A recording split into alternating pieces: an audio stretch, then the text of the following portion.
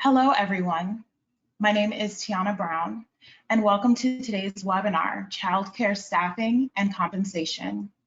Before we get started, I would like to go over a few items so you know how to participate in today's event.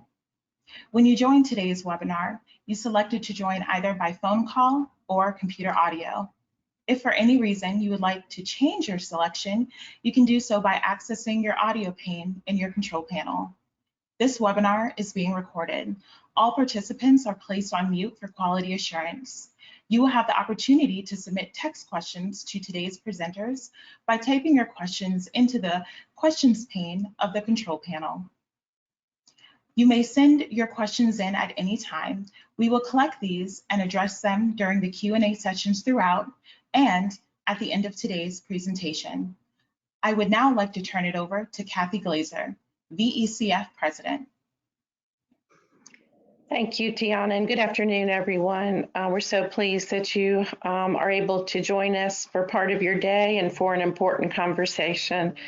We are also really grateful to have an all-star cast to help shape and inform and support this conversation today, and I'd like to introduce them now.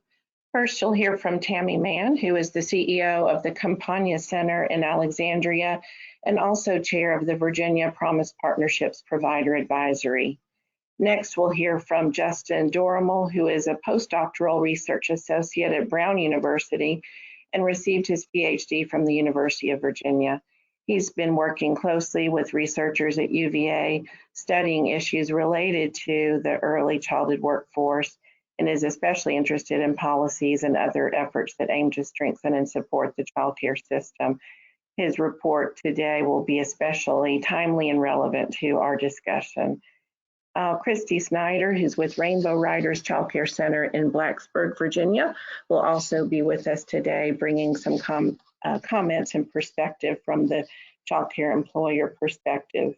Megan Healy is Virginia's Secretary of Education and Secretary of Labor, and she will be bringing information about an exciting new initiative that can provide a support for recruiting and retaining staff. And then Erin Carroll is Director of the Office of Early Childhood at the Virginia Department of Education. We're so pleased to have Erin with us today, who will be reviewing some of the current activities that may be useful for child care programs and employers in terms of addressing stabilization of their programs and services. So we know what a critical situation child care is in right now, providing such important services for our families and for the return to work and to our economy, and yet really, in dire straits in terms of the challenges of recruiting and retaining staff so that these child care services can continue to be provided and utilized by families across the Commonwealth. We also recognize that much of the turnover and retention issues are related to longstanding challenges with compensation for this important workforce, and just look forward to having a conversation today about the current status, the current sort of crisis levels, and see if there's some way that we can identify strategies for remediating some of these challenges. First, we're going to turn to Tammy Mann and invite her to lay out some context for our conversation and bring her perspective, especially from the perspective of the provider advisory. Tammy? All right. Thank you so much, Kathy. I want to say that I am delighted to be here representing the provider advisory for the Virginia Promise Partnership. And I know that there are a number of individuals who are on the line who are connected to the provider advisory. This is an important body that is really working in tandem as Virginia really charts its course to address some of the longer term issues around making affordable childcare accessible to families across the Commonwealth. Kathy has already articulated really in her opening comments that our sector is in a crisis. And I know that's not a surprise to anyone. And I feel the impact of that crisis as an individual that is responsible for delivering services and employing staff to make those services possible in our community in Alexandria, Virginia. COVID has, of course, come along and it's exposed the fragility of our sector in ways that I know we all believe we can no longer afford to ignore. We know that our challenge with wages and compensation is really a central reason our sector is at risk, for failing. You've heard it often, but it bears repeating. Parents can't afford to pay, and our staff can't afford to stay. That is work that Marcy Whitebook and her team has been looking at for years. And so this really isn't new. We know that the solution, a part of the solution to addressing this crisis, lies in our ability to really drill down on what we're going to do to combat the issue of low wages and to limited benefits that support the staff who are on the front lines every day providing the service. In a lot of ways, this can feel a bit tricky because we know that wages and compensation is considered the domain of private entities.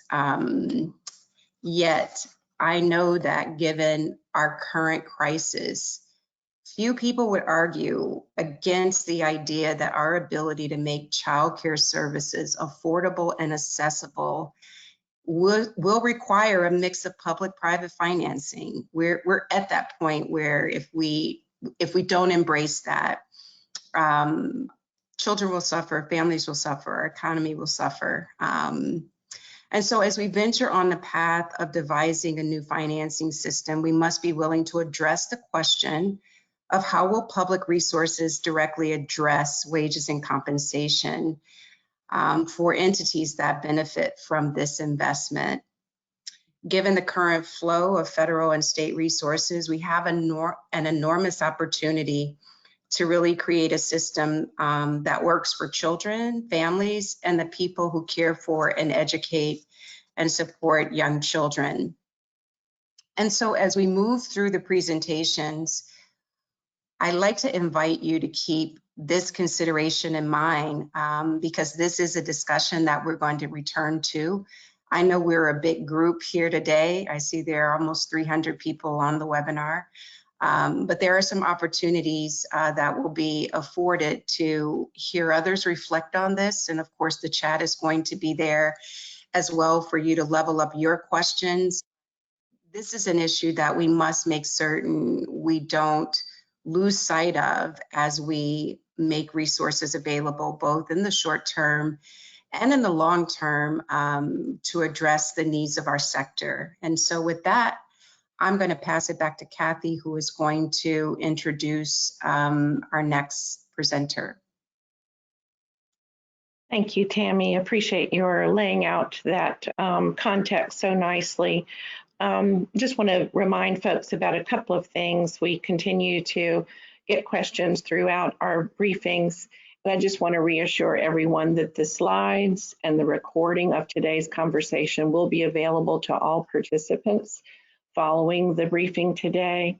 And we do expect this to be a really important conversation and appreciate the willingness of not only our presenters, but also others on the line who will be willing to candidly share their perspectives and opinions, either through the question box or we can also unmute individuals to make comments too. So thanks to everyone for being willing to have a candid and transparent and really important conversation. With that, I'm really pleased that we'll be able to begin our conversation today with some data and evidence that has been collected by Justin and the rest of the team, the UVA team that has been really supporting the Preschool Development Grant Initiative, Birth to 5, in Virginia and really bringing important real-time insights from this workforce and industry. And Justin has been a tremendous part of that team. And today he's going to share some insights from a survey from 2019. So this is pre-pandemic, much of these data.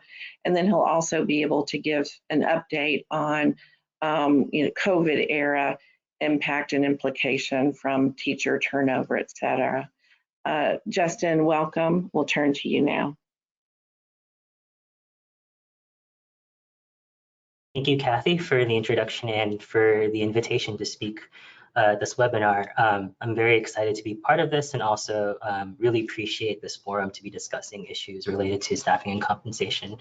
And so as Kathy alluded to, I wanted to spend today talking about several findings from research we've done in partnership with Virginia over the past several years. And so I'm drawing from two recent reports in today. So the first, as Kathy mentioned, I'll be talking about some patterns of teacher turnover that we documented prior to the pandemic, so in 2019. And then I want to draw some of those insights to the present day using data from surveys of leaders that we conducted during the pandemic in fall 2020. And a lot of what, so there'll be comments, I'll give some comments that are relevant for this conversation. And we do have some other research that is, that I won't be able to talk through. And so I've provided here the links to the full reports in case you're interested to learn more. And I've also put our website here in case you're interested in other aspects of our research as it relates to the early childhood workforce. So Tammy gave a lot of comments for setup, and so we'll probably not spend too long on this, but we're all here because ultimately we care about maximizing the experiences for kids in early childhood settings and really thinking about how do we support them and their families. And in particular, we all know that teachers are a really important part of this equation.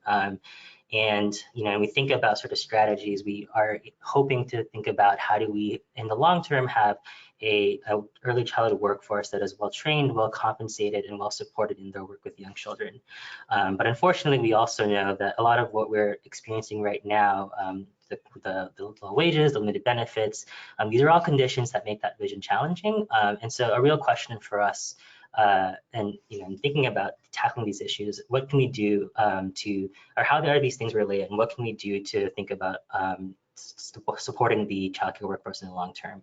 And it's particularly important both because what we know about the impacts that high levels of turnover can have for young kids who are in a moment where they are learning a lot from their teachers and forming relationships with them, but also from a perspective of policy and for practitioners who are really hoping to be able to train their teachers and invest in their abilities to work with young kids day to day. And so if under high turnover and this constant staffing shortages, we are constantly left with a workforce that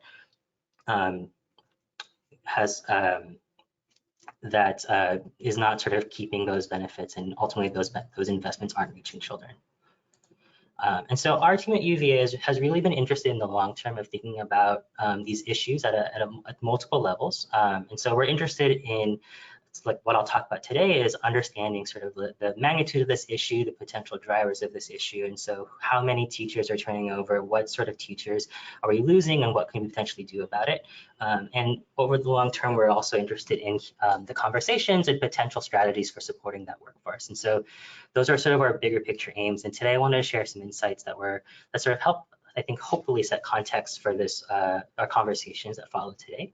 And so first, what I'll do is I'll show you results from data we collected in 2019, and we actually leveraged different source data. So first, we had surveys of teachers that we conducted in May 2019 from more than 1,000 teachers across Virginia in childcare settings. And what we did was then we, with help of our state partners, were able to follow up with their directors to think about how many of those teachers were actually still teaching at their site. And what this does is it really gives a nice picture of not only understanding how many teachers continue to stay at their site, but also to start thinking about, if our goal is to think about strategies for targeting teachers retention, potentially which teachers may need the most supports, and potentially what are the drivers that we can leverage in order to support teachers. Here is just sort of some brief information about the people who are represented in our study. I think perhaps maybe the most notable thing is that the average salaries in our data were about $25,000 per year. And the Bureau of Labor Statistics reports probably a similar level of earnings relative to childcare teachers across Virginia. So we're pretty representative in that regard. So our first finding is that in our sample that we studied, turnover among childcare teachers was very high. And so recall that this was pre-pandemic and from May to about December. And of the 1,000 or so teachers that we were following, 1/4 of them had already stopped teaching at their site by the end of that period. And so that should strike you as particularly high, both given just the relatively short time frame. Not even a year had passed and we're already losing 1/4 of the teachers.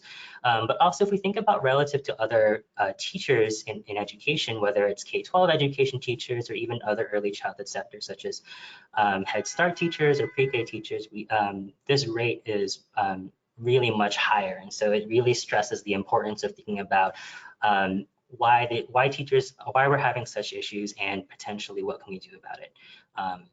And so, this is a really important finding in itself. And one of the questions that that are important to think about is what do we do about it? In particular, are there some teachers that are most likely to leave? And one of the findings that we have found in our data is that teachers who are receiving the lowest wages in our sample were also the most likely to leave. And so what I'm showing you first here is a bar graph that is plotting the turnover rate for teachers in the lowest quartile of wages. And for this sample, that is roughly $18,000 per year. And you can see that their turnover rate was about 30%. And then we compare them to other teachers in our data.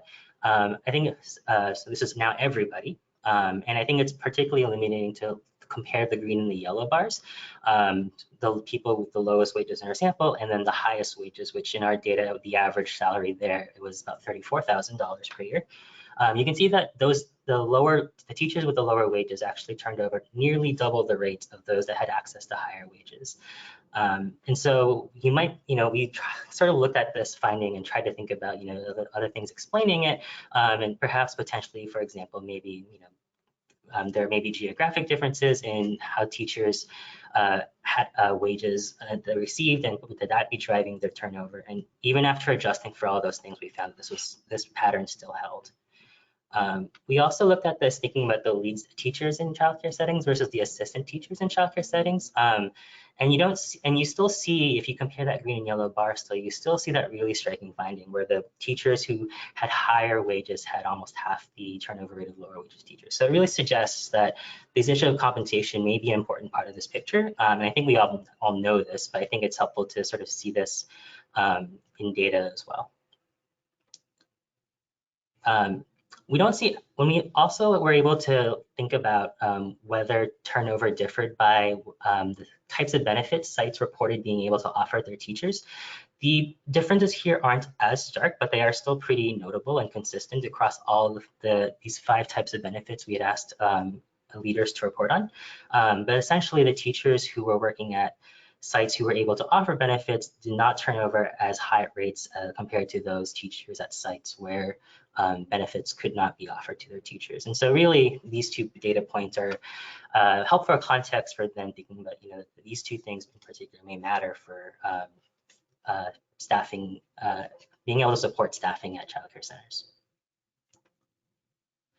So as I mentioned, all of this was really pre-pandemic trends. And, I think all of us, particularly those who have been in this for a while, know that, these are issues that are not new, right? These are, for decades, we have really called for the attention to the low wages that the early childhood sector receives, and have called on policymakers to really think about investments. And certainly the 2019 data point that we showed is not an anomaly to that. And I think it's also helpful to then think about how those patterns are sort of persisting into the current era that we're in right now during the pandemic. And so I wanted to end on some data points that are more recent, and I think hopefully contextualize sort of these results relative to the conversations that we need to talk about today. And so these are coming from survey results of childcare leaders in Virginia in fall 2020. And so and what we have basically, we have found very similar ideas where many of these childcare centers are facing difficulty staffing their sites. 58% of leaders reported losing valuable teachers due to COVID. And even when teachers were able to staff their sites, a lot of them reported being able to found it challenging to support and train those new teachers. And so, it's really not only a turnover issue, but also being able to find teachers in order to adequately staff their site and be able to give them the skills they need in order to do the work with young children. And so, I think on the one hand, we've talked a lot about a lot of the conversations are hopeful that, given the investments that are now available and could potentially use to support childcare, it's a sort of it's an opportunity to think about what can we do as actions in order to support wages and childcare system at large. And encouragingly, a lot of the survey respondents believed that or hoped that they could use these upcoming funds to support staff wages. Perhaps many of them had sort of cut wages in order to make ends meet during the pandemic. And so a lot of them were really hoping to sort of come back to status quo, and 22% indicated they would like to even offer more teachers using these upcoming funds. So certainly there's a lot of interest in thinking about how do we tackle the compensation even at the leader level. But I do want to end on, I think, two notes, which just a sort of a reminder, but also I think some themes that have occurred throughout. These issues are really issues that have burdened the childcare sector for a while. And I think I want to emphasize that, as we think about sort of actions, whether it's the immediate, the short term, or the long run, I think we need to really think a lot creatively about our investments, right? So even if we think in the immediate, where, using immediate funds to help childcare providers get back on their feet, we have to acknowledge that the status quo has never really been where we want it to be. And so I think there's one action of trying to get people back on their feet. But I think, really, if we want a workforce that is well trained, well supported, we need to think how to sort of invest even more than perhaps what we've been able to before. And so I'm excited to hear throughout the panel some of the conversations and insights that the panelists and others bring to bear. And I will end on this note and look forward to hearing from everybody else. So thank you. Justin, thank you so much. Such important information, really compelling. There's a question that has come across in the question box that I wonder if you'd be able to answer. Our attendee wonders about what the hourly rates were on average in each of those quartiles that you showed in terms of earnings. That is a good question.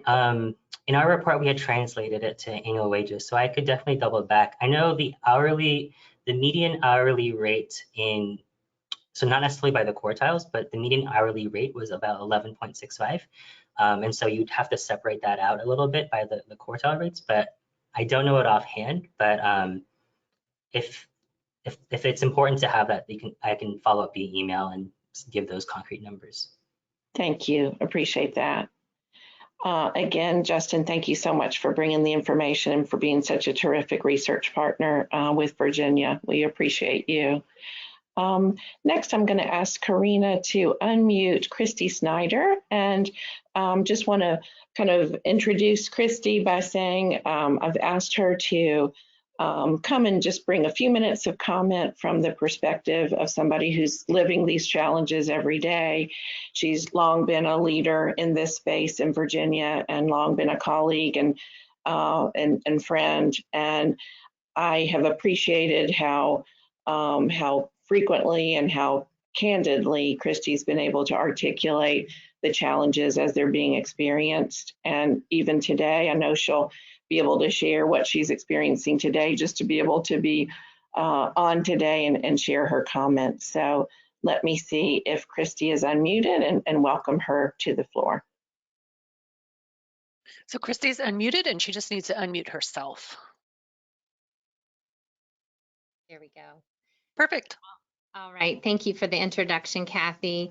It really is a timely week for us, for me to be giving this presentation. There is nothing more urgent in my world as an early childhood childcare administrator I've been doing this at Rainbow Riders in Blacksburg for over 30 years in a leadership role, and as has been indicated by the research and the data, early childhood teachers recruiting, finding qualified teachers has always been a challenge for us, but we have reached a level that is at such a crisis level for programs. And this is a week where we have lost so many teachers, and we entered August with 12 full-time teacher positions open. We have about 70 full-time positions in our 3 full-time childcare programs for children ages 6 weeks to school age. And as we may get one hired in, and then we lose them again. We lost 4 to our public schools. Being able to even get applicants has just been an unbelievable challenge for us over this past year of COVID. As I said, it's always an issue. I had dinner with a friend a few months ago who works at Virginia Tech, and she was saying, oh my gosh, we have a position at the university in our department we're hiring for, and we only got 10 or 15 applicants. And I was like, wow, 10 or 15 applicants would be like a dream come true. She's talking about, we usually get 70 to 100 applicants, and they're experiencing a lower applicant base as well. But the challenge of finding people right now is just extraordinary, and the no-shows that don't come to interviews becomes very discouraging. And I find that my teachers, the stress levels are high. Turnover is such an awful thing for all of us, and nobody wants to pay their teachers more than me. I mean, we all of us childcare directors want to pay our teachers more, and the minimum wage increase is wonderful. I can't wait to add $1.50 to my teachers.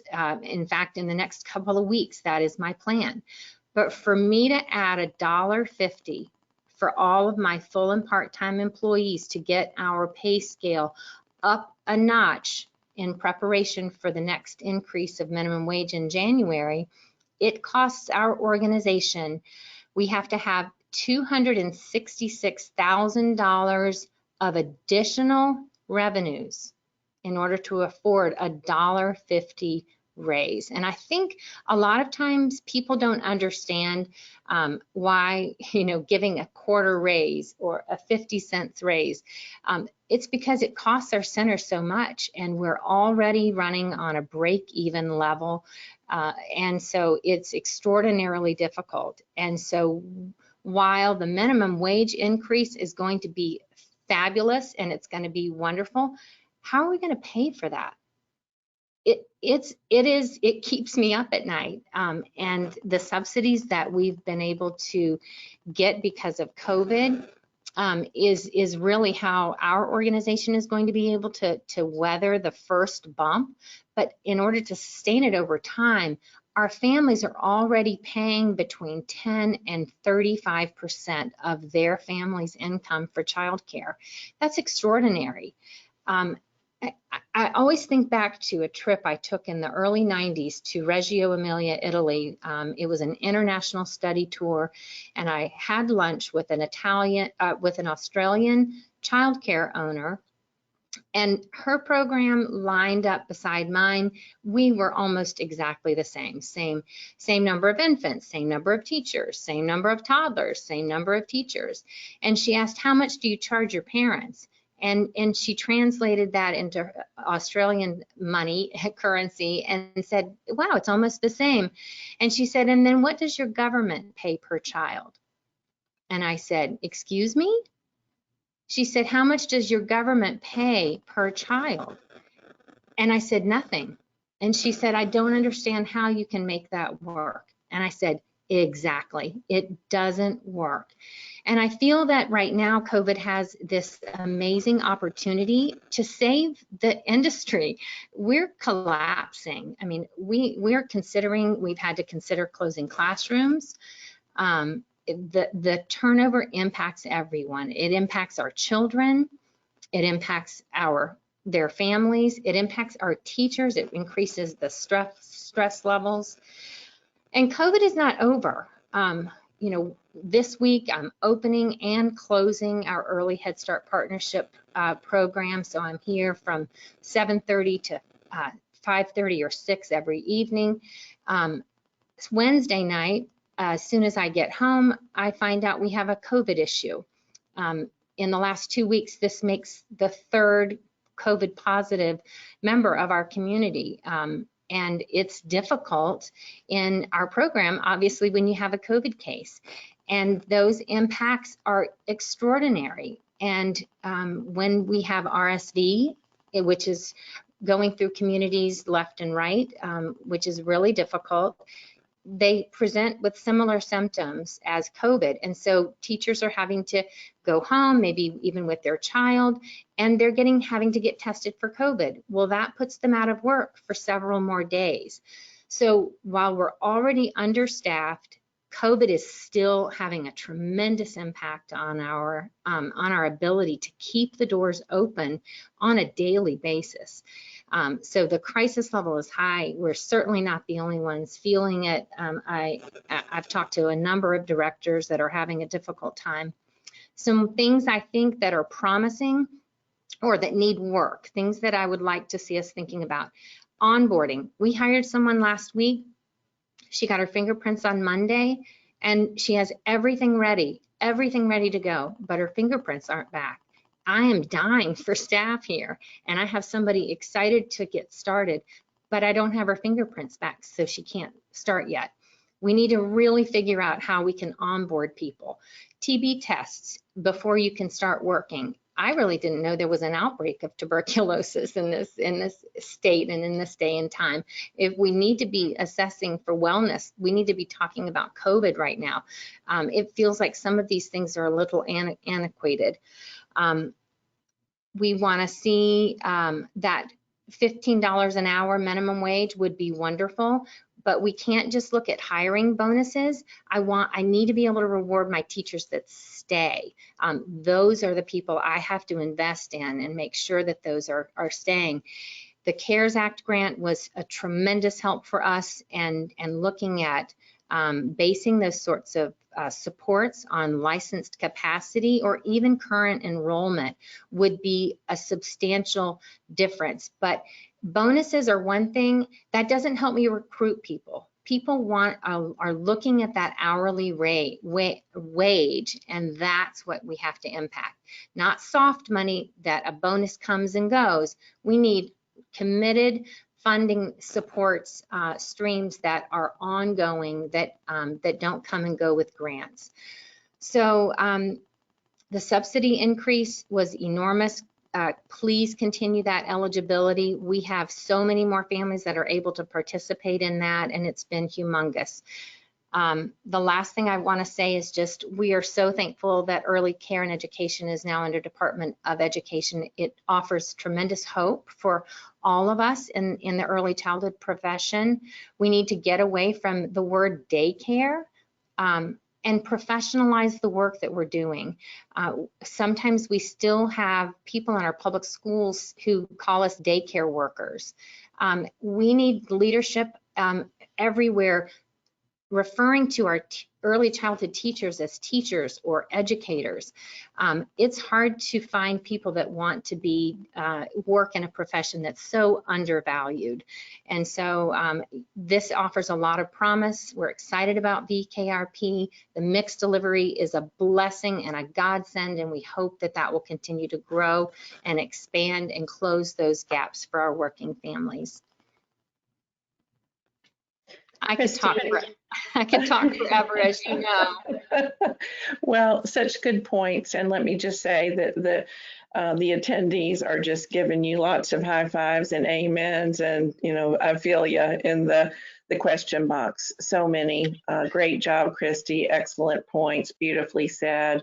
So much of what you're saying is resonating for other providers on the line today. So thank you for saying it for them so beautifully and just putting a punctuation mark on this issue. And we will now hear from some of our presenters who are going to be presenting some ideas that could be potentially part of the solution. I think you laid out really well what we need to think about in terms of the long game. But in the meantime, really great to hear about some of the types of supports and potential strategies that can be used. So Christy, again, thank you so much. Much appreciated. Next, I'm really pleased to introduce Megan Healy, our Secretary of Labor, who will give us some information about an exciting new opportunity to try to just get the attention of some recruits. And Megan, thanks for being with us yet again today. We look forward to hearing from you. Great. Well, happy Friday, everyone. We made it this far. So hopefully everyone has a great day. And thanks, Kathy, for all that you do and your great team at VCF. And it's great to be on this. I had a run yesterday, but I'm excited to be on all day to hear all the great ideas that you have. We definitely have challenges in early childhood education on pay. So I'm going to talk a little bit about how recruitment strategies in a current program that we have running. One of the interesting facts is during this pandemic, we actually saw almost 500,000 people leave the workforce, and they were not the ones that were on unemployment. Many women left the workforce because of school closures, just because of elder care and child care situations, and they were actually not on unemployment roll. So we are hoping that soon in September, we've been watching the numbers, many people are getting jobs, but at the beginning of September, anyone who's on unemployment, most of their benefits will stop. And so it'll be roughly around 100,000 people. We are working as hard as we can in early childhood education and potentially being teachers if they have any type of qualifications. We'll start trying to move people more towards these jobs. And I think it's easier because schools are opening and the children are finally going back. So that's one of the things that we have been working on. We also noticed that you talked about wages. So I know wages are consistently currently always a challenge in this economy because of the pandemic and the need of workers. Wages have gone up, and it's even higher and tougher competition to the early child care areas. I think now Wawa is a $500 bonus. Walgreens is giving individuals $18 an hour to go work there, plus a sign-on bonus. There's a lot of different retention bonuses, and so it's really, really even harder to compete, especially with some of those large companies that have multiple workers as well. We're also seeing different types of education incentives.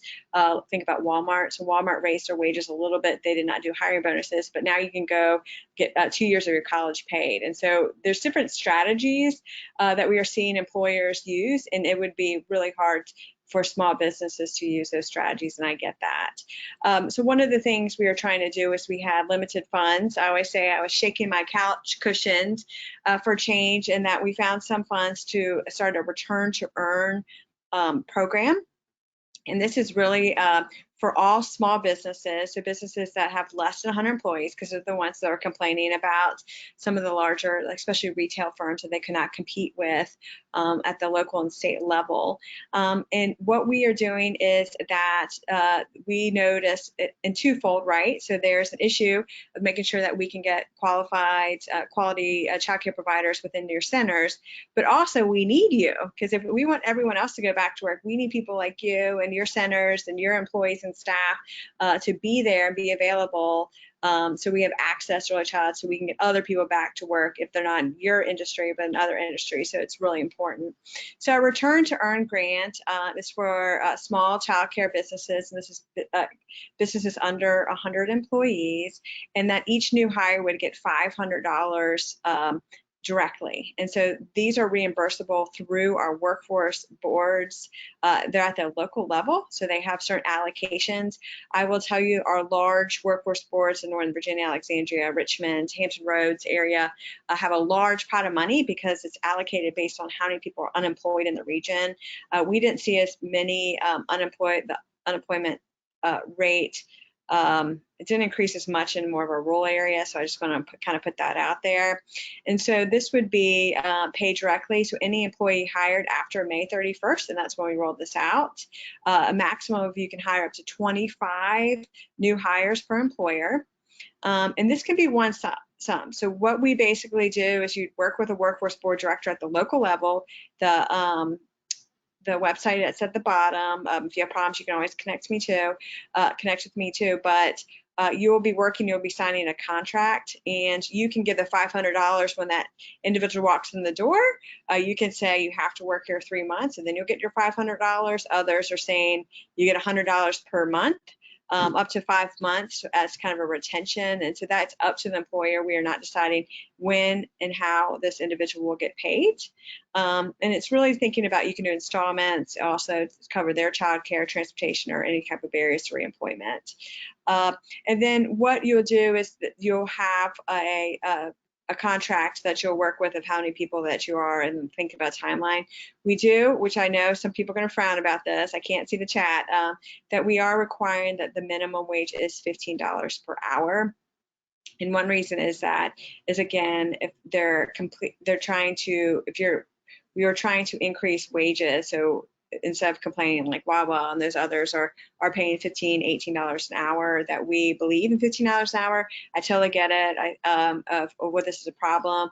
I also looked at some of the new subsidies that were out to the centers that hopefully we could increase wages. And I know that's going to be a conversation for the rest of the day as well.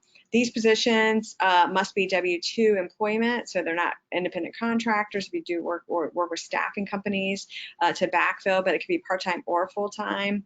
And then really the person has to be unemployed. So again, September 4th is the last week of our long pandemic unemployment. So we have about 100,000 people moving off, but a lot of people have been trying to look for jobs now. It's required with a work search. And so they self-attest. So you're not gonna have to call me and say to this person where they had the VEC. So they just self-attest they were unemployed. And then that's pretty much what the bonus is. I will also say another, working with our Virginia Employment Commission, our Virginia Career Work Centers, that's also our local brand out the regions. We are doing a lot of hiring fairs, job fairs. We can do them virtual, we can do them face-to-face. I know there was a successful job fair in Alexandria because the director was super excited that we had some child development centers there with a sign saying, $500 hiring bonus, and they were using this $500 to hire people, and that was a selling point, and they actually hired people on the spot in that job fair. So if you're interested, we can do an industry-wide job fair that's virtual across the state. We can do local ones. We can also reach out to you about when our other industries, if it's just a job fair, but we are doing those almost every single day, especially really ramping up in September to make sure that anyone who's currently unemployed has a pathway to get a new job. So those are some examples of some things that we are working on at the state level.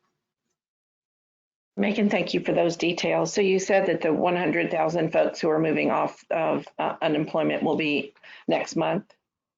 Is that right? September. Okay. 4th is when their benefits are cut. Yep, and that would be workers or anyone on unemployment. Awesome. So a couple of questions for you, and certainly a good number of comments, especially about the $15 an hour minimum. But let me ask you a couple of questions that have come forward. Can faith-based programs take advantage of this, of the return to earn? Yes, the definition of child care business is very broad. Thank you. Is there anything for home providers that have just one person, so sort of solo operations? If you're employing someone who's a W-2, I would say, so right, so not as a 1099, not like an independent contractor or someone who's just doing hours here, or you're paying them different ways, that you are part of an entity or a business, and that you're recording that as a part of a payroll expense, then yes, you can use this. Okay, thank you. Now, a number of items that, and I'll just read, you were anticipating this, so let me just read some of these and then we can talk about this issue of, a $15 an hour minimum that for many programs is a stretch, not possible to pay to new hires, not really fair to pay when most of the long-term veteran staff are not at that rate. I mean, at some point we have to figure out, I think, what are some strategies for employers who are grappling with this need to try to find parity, but also not miss out on opportunities that help, at least with some staff, or to begin a process that can set the stage for future support. Yeah, I think, this ongoing conversation of pay, I totally agree that if we had, subsidizing with government and government subsidies is something we've been working on at the level, Kathy and a lot of people on this call, but the pay has to be increased. But again, it's not going to be hopefully out of the pockets of individuals who can barely pay childcare themselves. I know it's expensive because I have one in that setting. So really think about that access and affordability is huge. And I totally get it. $15 is tough. I know, like the example before, the $11, it's going up to $11 in January for a minimum wage. And I know that's increased. And how do you find those additional costs? Is it the backs off your families? But hopefully government support that. But one of the things is the $15. And again, I'm always here as a supportive of how do we get more money into the hands to make childcare accessible and affordable. But if we see a widening gap and we still have workforce challenges, the competition out there is even tougher because large organizations and companies can pay higher wages. And I know that's tough for you guys, but really that's why we had to put the $15 in just to encourage. And this return to earn is not just for childcare. This is for all other small businesses as well. They actually have to match currently their hiring bonus, but we made sure that the childcare entities did not have to provide a match. And so that's kind of part of this larger program. Mm-hmm. That's super helpful. And Megan, I just have to say, you are always a champion for childcare, and we appreciate that very much. It's nice to have a friend in a high place who is able to be understanding and recognize the importance of this workforce in this industry. Would you remind us when the $15 per hour rate becomes effective? For minimum wage. So it increments and it's 2026. But it has to be approved continuously by the General Assembly year to year until it gets there. So it's going to $11, and then after that, there's also some language in the budget to examine, just FYI, it's there now, it might be moved because every year General Assembly comes back and tweaks it, that they might look at additional benefit structures. So if you offer healthcare as an example, then you might not have to pay $15 an hour because that is a great benefit to encourage good jobs. It also could be at a regional or local level. Is also in the language as well to examine that. Not after $11 is still going to go up in January, but years after that, I think that's going to be discussion at the General Assembly if there should be a local minimum wage, and also can you consider any type of additional benefit or benefit requirement. Awesome. I appreciate that. Numerous folks in the chat are saying that they just are not able to get to the $15 an hour right now based on their program and their cost structures. I'd be curious to hear. I am aware of some programs who are able to do this and who are accessing the return to earn stipend. Would love to hear some more of that in the chat box so we can share out in case there's some good strategies to consider.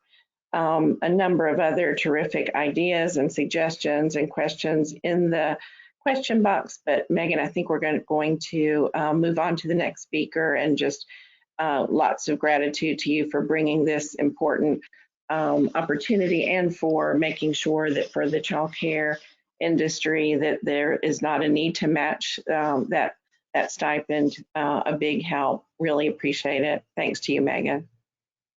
Great, thank you. Next, we're going to hear from Erin Carroll with the Virginia Department of Education, and she'll be able to give some information about how the department is thinking about supporting and stabilizing the child care workforce. Erin, thanks for being with us today. Absolutely. Thank you, Kathy and VECF, for putting this together, and happy to be here with such a great panel of presenters to talk a little bit about some of the ongoing short-term and currently underway strategies for stabilizing and supporting the childcare workforce in Virginia. Noting with the transition of childcare to the Virginia Department of Education, the collaboration continuing between VDSS and VDOE as we implement these. If we can go to the next slide. Great. So I'm going to talk through 4 different items today. Of course, wanting to start to acknowledge the points that have been made by all the speakers thus far, and it cannot be overstated that we recognize and appreciate and are incredibly determined to partner with the childcare workforce as we continue to respond to the significant challenges that are compounding all that we have been through as a society, but specifically in the childcare field over the past year and a half. We know that this is going to take a combination of short, long-term solutions, immediate solutions, solutions in every shape and form over the long term to really get to where we need to be for this industry. Today, I'm going to talk a little bit about the Child Care Stabilization Grant. So that's the next form of COVID relief funding that is coming from the federal government. We'll talk a little bit about contracted seats for childcare subsidy providers, and then very briefly touch on 2 ongoing initiatives with teacher recognition program and background check portability. Go to the next slide. Great, so the first item we're going to talk through today is the information that we have so far to share on the ARPA, that's the American Recovery Plan Child Care Stabilization Grant. So this is the next iteration of child care funds.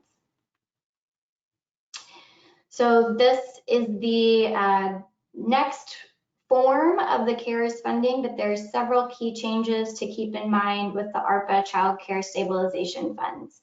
One key change is that the Child Care Stabilization Grants funded by the American Recovery Plan will be funded on a set schedule. So we will be able to say once we have these launched with more information forthcoming, when the grants will be forthcoming and how much to expect from them. That was one very important piece of feedback that we gathered as we were learning about how the CARES grants did and did not help and how they could be made better. So that will be on a quarterly basis for a period of up to 12 months beginning this fall.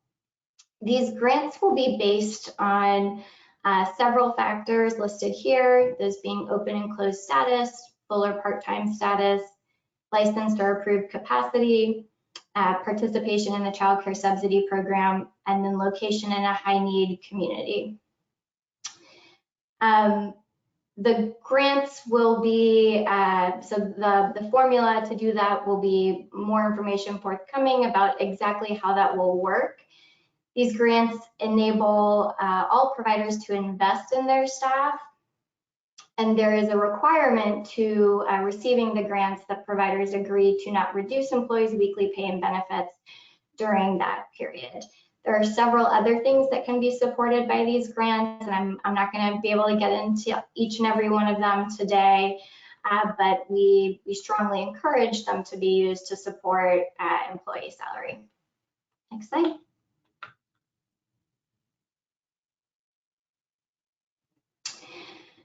So one important thing to keep in mind with this next set of grants is while they in some ways will look and feel similar to the CARES funds, it is a different federal source of funding, and it is a federal source of funding that is specifically designed to be in child care grants. That's good in many ways. It's a lot of money, but there are some kind of specific requirements for child care providers. So we are working within those, trying to get as much information as we can about them to give maximum flexibility for child care centers to be able to make these grants work for them, while of course staying within the bounds of the federal law. According to the federal terms of the ARPA Child Care Stabilization Grants, They are not required to use those funds for staffing related expenses. As I mentioned, there are other areas that can be supported. However, we are going to continue to strongly recommend, I know that's the theme of our conversation today, ranging from all of our speakers thus far, about the importance of staff wages. And there are, of course, many ways that that could be done, whether that's bonuses, incentives, time off, additional wages, and beyond. Next slide. So I know folks are anxious for more information about this. We are working with from everybody from the General Assembly to technology vendors and beyond to get this up and running. One important thing to note is that all providers will have to be prepared to apply again for these grants. So as I mentioned, this is a new federal funding source, and we will have a new technology system that we are building at a feverish pace to support these grants once they are active. So we will have to ask folks to apply again. We are working to make that technology pre-populated to really reduce the burden to get in there and to get on a path for these steady distribution of funds. So that's one of our key goals right now to prepare. We're also finalizing the specifics related to the formula and payout schedule. We are hiring to support this big undertaking that will be going on for some time, and then finalizing our work with VECF, our fantastic partners who will continue to help us distribute the grants. As far as specific timelines, we will have more information about the grant program, provider requirements, and exactly what you can expect in your child care center available next month. And we will post that on our childcare website, childcareva.com. We will also be distributing that widely via our common communication threads and listservs.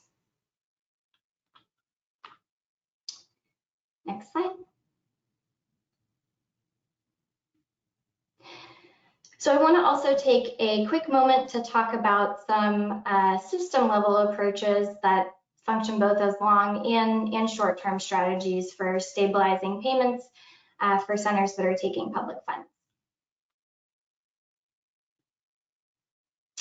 So two key approaches that are underway or in process mentioned on this slide. The first approach is contracted slots. So this is where a child care center or a family day home is signed up to basically receive a set number of child care subsidy supported slots, or in the case of mixed delivery grant, mixed delivery supported slots. So the benefit here, of course, is that providers can count on that funding and having that slot if they have a child to fill that.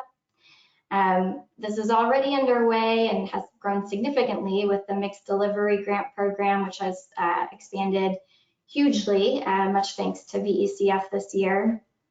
And then we are also working on a pilot program where we would do this through the child care subsidy program, hopefully to launch soon or later in this year. Probably more broadly speaking, there's plans for how we think about increasing the payment rate for the child care subsidy program. So we are working closely with our partners across the state and with our partners at the federal government to reconsider the methodology that's used to set provider payments rate for the child care subsidy program, seeking to implement a methodology that's really and truly based on the actual cost of care, so not necessarily the market rate, but what are the factors that contribute to the cost of care. This is probably somewhere between a short and a long-term solution. It takes a study, it'll take time for us to get this methodology approved, but I think will be an essential component to those longer-term changes. Next slide. Just a few more highlights to share here. One of which speaks directly to a wage supplement program, which some folks may be familiar with if they're a member of a preschool development community called the Teacher Recognition Program. Next slide. So this is a program that we are actually in our third year of running, though we have increased the amount for this year, that really functions as a wage supplement for eligible teachers. So up to $2,000 a year for eligible teachers who are working in a preschool development grant community. So this is a program that we have really designed to support, retain, and also understand the impact of wage supplements for the childcare field. A lot of this research is also being conducted by Justin. It was great to see him earlier, and the team at UVA to really understand the impact of wage retention. And as we can see from that research shown earlier today, as well as other studies, there's a big impact when we are able to pay teachers more. It's a complicated problem. We know that as we have gone through this last hour of conversation. But this program, while also providing a supplement for teachers that are eligible, is really important for the state in understanding what is the case to be made for seeking those longer term financial investments that we know are needed beyond the terms of a specific grant, as Christy had mentioned earlier. Next slide.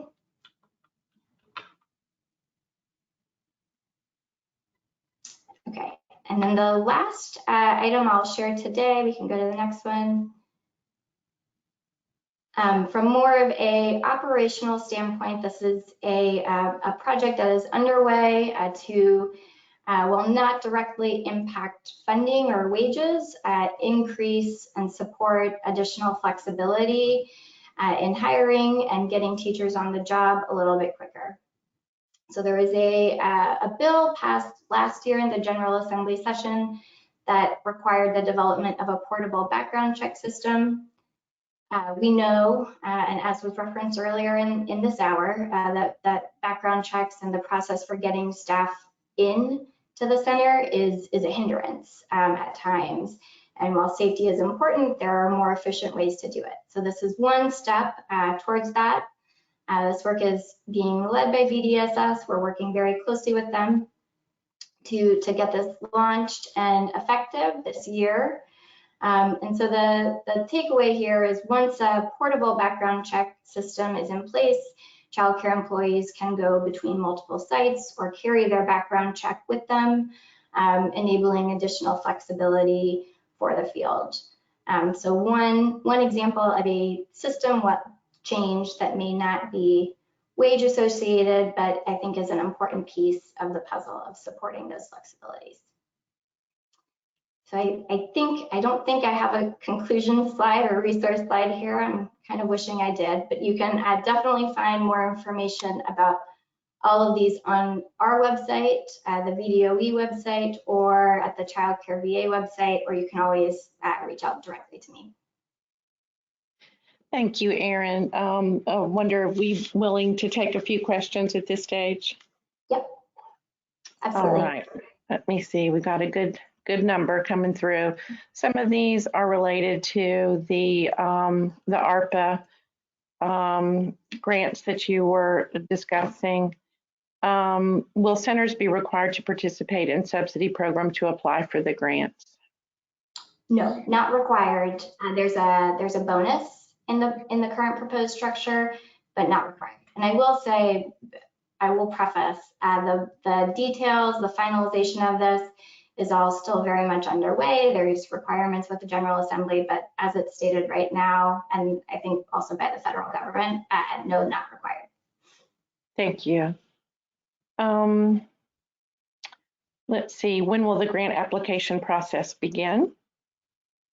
So the hope would be soon this fall. We will certainly have more information with a committed timeline available in September. Okay. Will there be a race to the funds, or should there be funding for all applicants? there's a lot of funding here. I do not anticipate a shortage of funding here. The funds, again, this is a different form of funding in that it is committed for this whole period of timing specifically for supporting childcare centers. So no, I do not believe there is a need to race towards the fund. There will be enough for everybody who applies. Good news. Is it possible for Virginia to provide specific and designated dollars of the ARP money for staff wages? That's a great question. So out of this pool of funding, no. As I mentioned, the federal government has really outlined pretty specifically what can and cannot be done in this pot of funding that is specific for childcare wages. So there are some limitations in what you can require. The ways it can be used is pretty standardized across all 50 states, which has its pluses and minuses. But those rules will all be provided with that information released later next month. Thank you. We've had a question earlier around the expected licensing changes as of September 1, and some of the providers are wondering how in the world can they focus on those changes right now with everything else going on? Anything that you can say to the September 1 licensing changes? Yeah. The timing is difficult, and I can certainly appreciate that. This is a federal requirement. We're seeking as much and have sought as much flexibility as we can.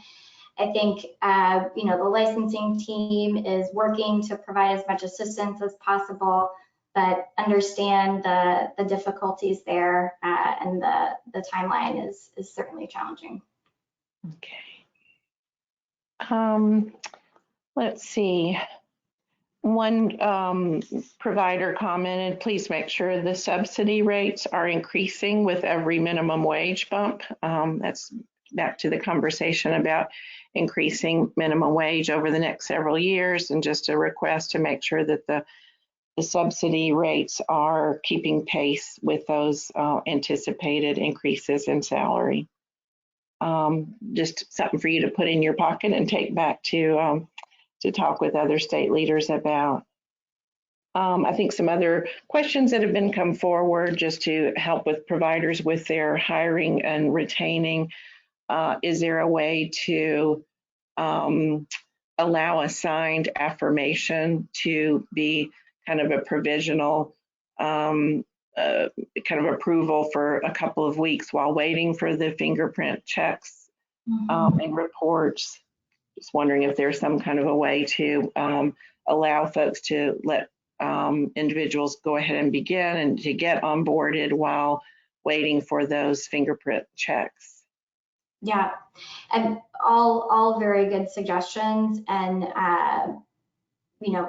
appreciate the thought there. A lot of these rules are pretty strictly determined both in state law and regulation as well as in federal law and regulation, but we are actively considering what are the more standard flexibilities that could be made available in response to a lot of the feedback that we've gotten from providers. So very much appreciate that.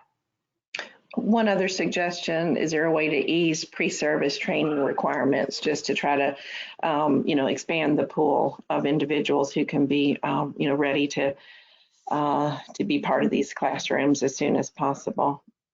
Another very good consideration.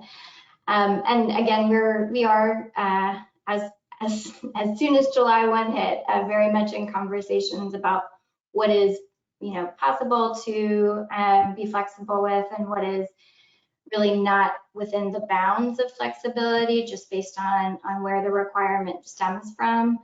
But appreciate the considerations, absolutely. Erin, thank you so much. I think those are the most pressing questions that I see in the question box for you right now. And if you can stay on, we may have some additional questions for you later as we move into the discussion. Thank you so much for bringing this great information to us today. Absolutely. Thank you, Kathy. Now we're going to turn back to Tammy, who will be able, I think, to kind of tee up a discussion among participants. And we'll try to also bring in voices of folks who are willing to be unmuted and make comments. And I'll also be able to contribute some of the comments that are coming through in the question box as we spend the last 20 minutes or so in a discussion about, where this industry, this field, wants to go from here. Tammy. Thanks so much, Kathy. And I must say that listening to Aaron and the other presenters, it's clear that there is reason for hope, even though I know our situation it feels dire, but I certainly believe that the building blocks for getting to better compensation are being teed up in very important ways here in Virginia.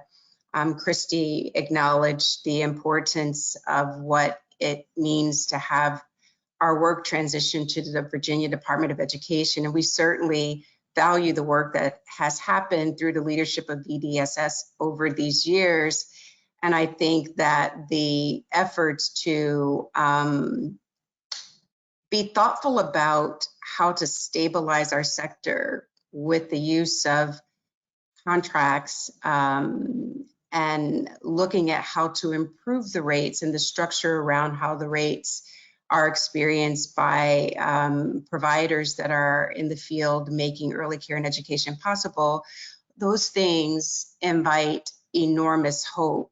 And while I know there is a bit of disappointment that we're not able to fully leverage the return to earn opportunity, or that there's some of our partners out there are not able to take advantage of it, I do feel like we are accelerating the focus on the need to devise strategies that speak to the unique circumstances that this sector faces when we consider the viability of our economy.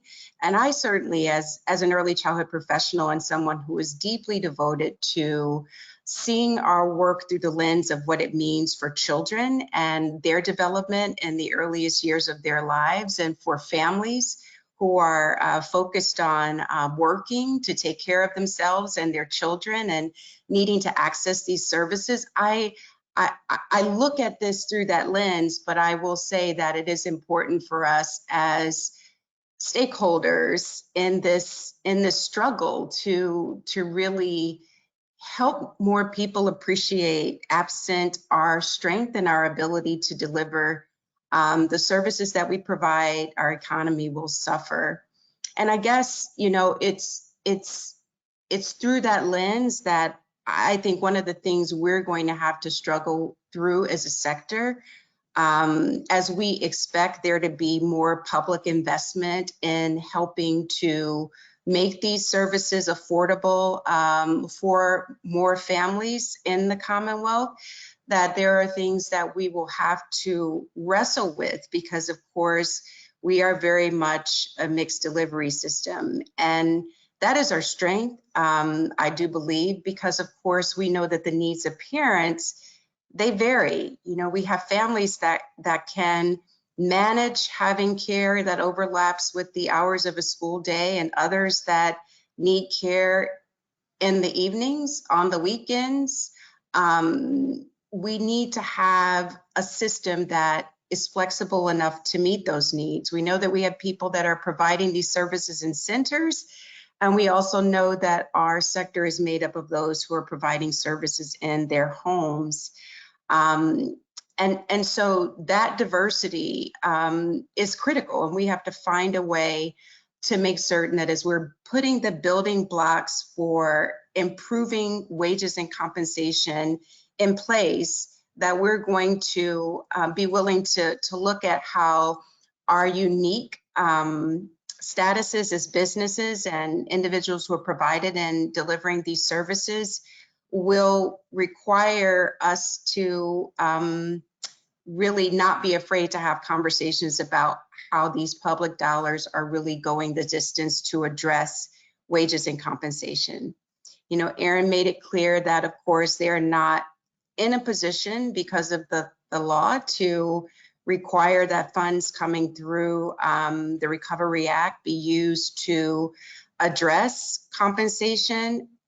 But I got to believe that if we want to see our workforce in place, we're going to be prepared to do what we need to do to not only look at our rates that we're paying, but look at retention bonuses, look at hiring bonuses, look at ways that we can invest in our staff in order to make these dollars go the distance in stabilizing our sector. And so I know we all know what's on the line as we undertake continuing to push forward.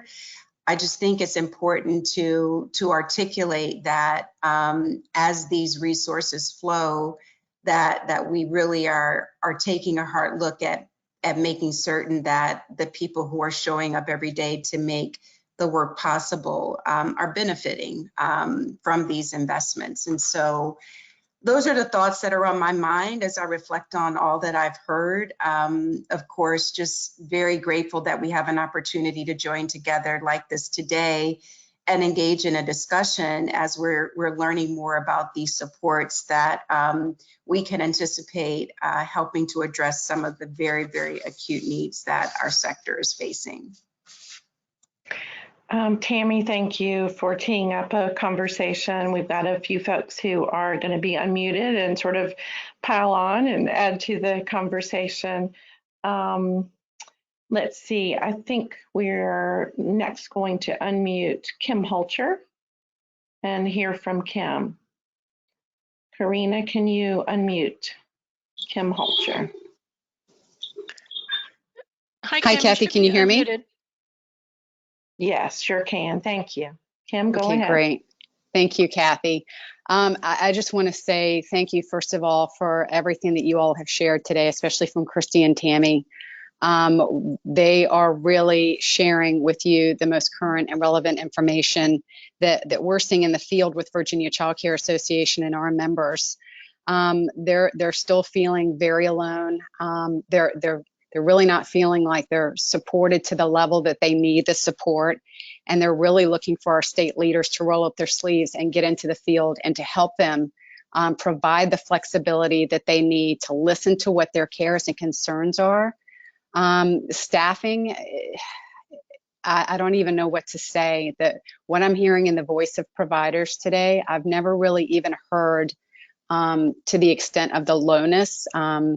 The morale is just really way down. They're working their staff around the clock. They're paying the overtime, hundreds of hours of overtime, even from one child care center.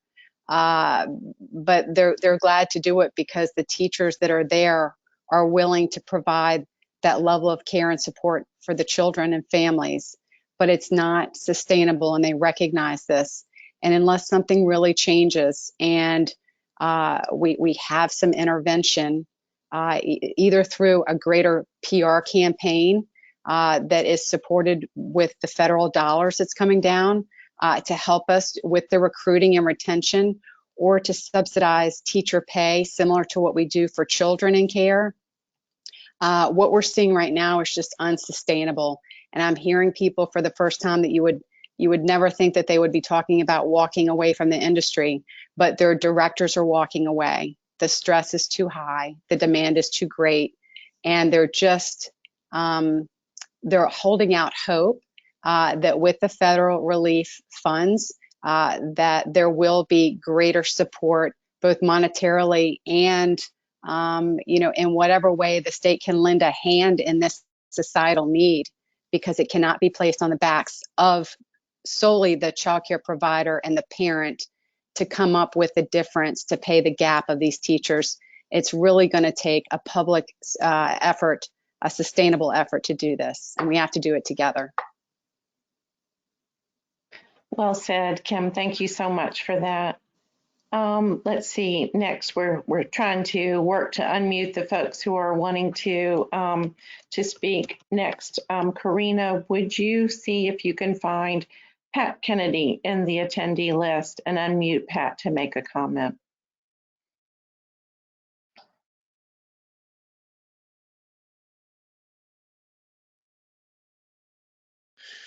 Okay, there are actually two Pats that have joined, two Pat Kennedys. So I'm not really sure which one wants to be unmuted. But she may be on both phone and online. Maybe just try one and let's see if we can hear Pat. All right, Pat, you're unmuted. Hello, can you hear me? Yes. Yes. Okay, so I am Angela Rouse, and I happen to be on Pat's computer because I could not download the webinar, and she's on her other computer. So thank you for finding two of us. So anyway, first of all, I just want to say thank you for this conversation, but I too just wanted to be another voice of the tremendous amount of drowning that is happening here on our level. And I was just wondering that, you know, as a small business, I'm hoping that all of our future work is not too late for those of us who are already working at half capacity. We only have 28 children, yet we still are retaining all of our staff, trying to be respectful that these ladies also have responsibilities and bills that they need to pay. But I'm wondering, is any of this funding going to be able to be used for bricks and mortar so that we can go back to serving our communities at full capacity number of children that we have on our license?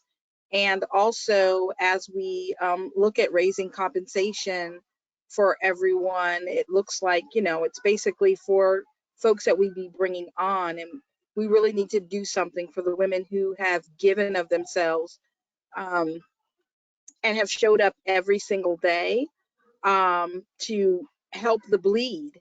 And when I say bleed, I mean bleed. You know, we are trying to run these classrooms on bare minimum, yet we all keep saying we want to look through the lens of class and serve with such dignity and respect. And that's really not what's happening now. As much as quality as we want to give, we're just trying to hold it together, and that is lower than a minimum standard, and it's really hard to do. There are days I wake up now, I say, do I know my job? And I've been doing this for 32 years. So when we say we were raising our white flag saying we need help, we really need help. That's all. Angie, thank you. And I know how emotional this is for you and others who have been, you know, laboring in the vineyards for a long time. And I'm hearing from many of you that conditions have never been worse or more dire than they are now, or more stressful on providers. Tammy, you know, we're getting a lot of comments in the question box of folks who are just amening what has been said. You know, just really recognizing that we're just at crisis levels. I wonder if we could, you know, have a conversation about, I think some good ideas have come forward that we can look into and pursue, but just wonder if we can find a way before we leave too much wringing hands this afternoon of where do we see any hope on the horizon? Are there ways that providers can join together and make sure that these needs are heard and addressed? Just want to see if I can turn it back to you to ask some questions or make some recommendations for providers on the line. Well, thank you, Kathy. I guess, you know, at the core of it, as we are thinking about what our expectations are for public support, and there needs to be public financing to help stabilize our field, there is no question about that. And it's dire, as we are hearing over and over again. I think there's going to have to be a willingness to really explore what kinds of tools are going to be necessary to ensure that as we are pressing for the support, that it is going to materialize in actually helping to elevate the workforce, and to what extent are incentives or requirements around what must happen with wages a conversation that we as employers, whether we're in a for-profit or not-for-profit context, you know, having those conversations feels like a very important part of what we're going to have to be willing to embrace as a part of getting to solutions that will better stabilize our sector. You know, that's one thought that comes to mind for me. And I know, you know, as I've thought about that, and I certainly see value in all kinds of business endeavors. I really am not a person that, I mean, we live in a market-based economy, and there's value in that, though we know that this kind of service is not a service that is faring well in that kind of market-based economy. And so I have, as a part of the work that we do in our organization, we are a 501c3, and, you know, as such, we definitely rely on lots of public support, whether that's through subsidy money or federal grants. We are providing Head Start and early Head Start services, and recently became a part of the mixed delivery effort, because it's taking all of that for us to target our support to those families in our community that are really on the margins and can't access this service in other ways. And so we, by virtue of receiving those resources, we know that there can be a fair number of requirements that come along with it that sometimes we embrace and sometimes we bristle at, because you know, it can be challenging to have so many funding streams and requirements that go along with it. And so I think that's a tension that sometimes keeps some of our folk on the sidelines and not sort of working in a united way to deal with this problem. And I don't think we can afford to have that kind of mindset if we're going to stabilize what sector represents for the Commonwealth. And so I think we have to do that. I think we also have to look at where there is alignment. I mean, we're now going to, we are now under the Department of Education as a part of our regulatory reality. And I think we have to be thoughtful in looking at ways to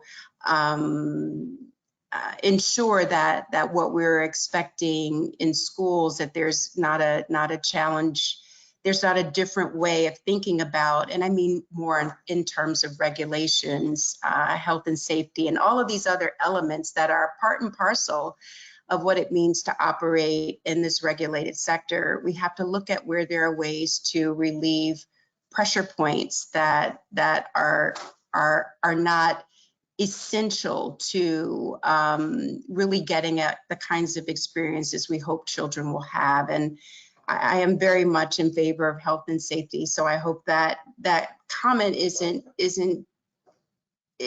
misunderstood, but when you hear the level of stress that we're under to meet all that we have to meet, I think we have to be willing to look at those things because it helps. Just seeing some more comments, I just wonder too, we're getting close, we've got 2 minutes left. It strikes me that the provider advisory that you're chairing now as part of Virginia Promise Partnership is a really great sort of platform for hearing and receiving and translating and interpreting for our state leaders and policymakers what the issues are and how we can all succeed better by supporting this business. Some of the comments that have come through are, would love to discuss a recruitment campaign for the early childhood field. One participant said they have a group that meets together and supports each other, kind of a director roundtable. One participant said, how about one central site that can be the hiring center for our industry? Ways of kind of banding together and supporting each other as an industry, and then also utilizing the provider advisory to be a voice for trying to interpret and figure out how can we improve conditions, business conditions, and make that more favorable for these providers so that you all can continue to provide these important services and retain your health and sanity. I think those are all phenomenal ideas, and we certainly can take them back and incorporate them into the ongoing work that advisory will undertake as we march towards trying to make things better across the Commonwealth for children and families. Well said, Tammy, and wish we could cover all of the questions and comments that have come in through the box. I think this has probably been the most robust discussion we've had in all of the 30 plus briefings that VECF has hosted over the last year for this industry and field. Just really appreciate the way everyone is working so fiercely and just hanging on and seeing, opportunity in some of these new revenue streams, but also retaining the reality that it's not enough. I think that the more we can continue these conversations, we've collected some great ideas that have come forward, and we'll continue to vet and socialize some of these great ideas and continue to remain in touch with all of you. Thank you so much to all of our speakers. What a tremendous lineup of experts today. Thank you, Tammy Mann, as always, for your ongoing leadership. Justin Doramal for the great data and information. Christy Snyder for your comments. Megan Healy, Aaron Carroll, and then, of course, Kim Hulcher and Angela Rouse and AKA Pat Kennedy. Just really appreciate everybody taking the time today to be with us and have this important conversation. Everybody have a great afternoon and weekend ahead. Thanks so much.